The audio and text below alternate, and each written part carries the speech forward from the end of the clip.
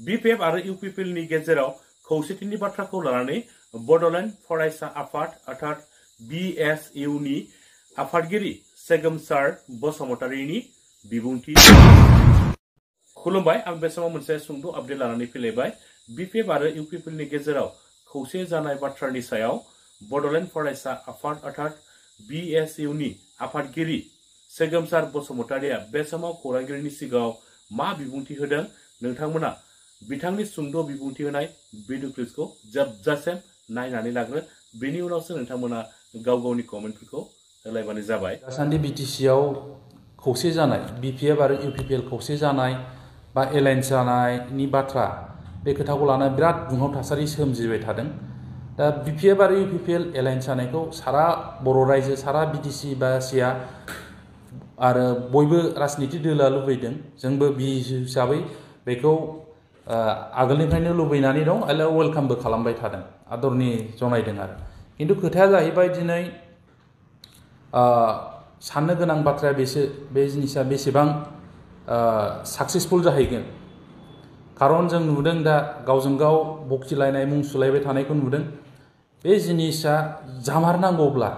जों मानो गावजों गाव बखिलायबाय थादों, बेखौ जोंखौ मोनसे साननो बायद' खालामदों। UPPL नि आरो जोंना एबसुनि माखासे आफादगिरिनिफ्राय लानानै दैदेनगिरिफ्रा जे प्रस्ताब ज' जानांगौ होननानै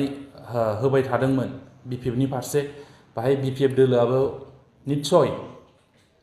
खुनु बादा गैयालासे मानगोनां हाग्रामा महिलारी बिथाङा गावनि मानसि फाथायनानै रायलायनायखौ सोलिहोबाय थादोंमोन आरो मोजाङै मोजां दावखोलांबाय थादोंमोन। खिन्थु हठात गेजेर खोन्दोआव जोंना एबसुनि मानगोनां आफादगिरि बिथाङा बे जिनिसखौ ससियेल मिडियायाव दामना होनानै दिनै बेफ्रुसार होनानै सिंनि पलिसिखौ बाहेरायाव बेफ्रु होनानै सुथुरफोरखौ साबधान खालामनाय जादों। दा जों बाहाय मोनसे साननो बायद' जादों आरो UPPL नि माखासे नेताफोरनि, कर्मिफोरनि जानाखि खोथा बाथ्रा, बियो जोंखौ बिराद साननो बायद' खालामदों।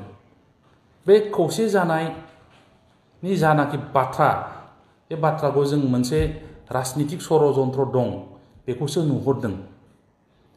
खारन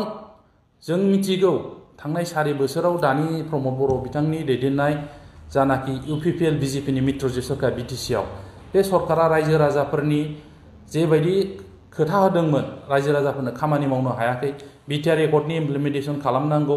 माखासे जिनिसखौ मावनो हायाखै, जायनि थाखाय रायजोफ्रा बिथांनि सायाव जथेस्थ' गाज्रि मोनबायमोन। दा बे गाज्रि मोननायखौसो बिथांमोनहा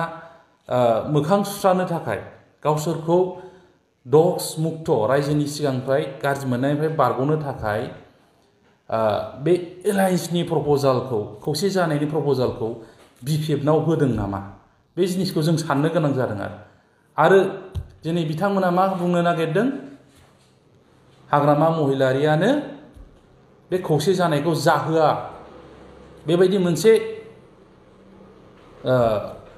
परिबेस सृष्टि खालामनानै बिथांमोनहा गासिबो दायखौ BPF, मेनलि जोंनि BTC नि बारग'सिब बा BPF दोलोनि मानगोनां आफादगिरि हाग्रामा महिलारी बिथांनाव जाबसिननानै बिथांमोनहा रायजो राजानि जानाखि सेन्टिमेन्ट, आबेग, हाग्रामा महिलारीयानो ज' जाहोआ, BPF दोलोआनो ज' जाहोआ, बिदि मोनसे परिबेस सृष्टि खालामनानै रायजो राजाखौ गावसोरनि फारसे लांफिननायनि जा षड़यन्त्र, राजनिति, आरो बेखौसो जों नुहुरबाय थादों, सानहरबाय थादों जे जोंनि BPF दोलोनि माखासे नेताफोर, जायफ्रा दिनै बिभिन्न खारनाव BPF दोलोआव एसे गावखौनो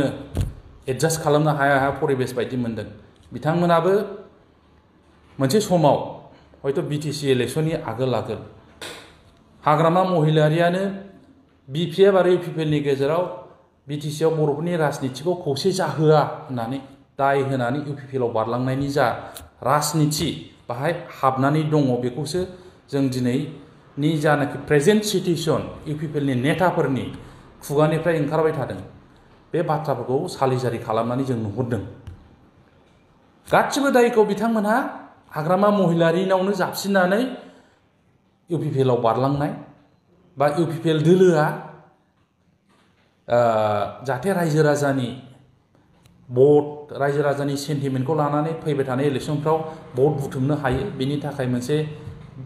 गेम प्लान बानायनाय षड़यन्त्रनि राजनिति जों बेखौसो नुहुरदों खिन्थु बाहाय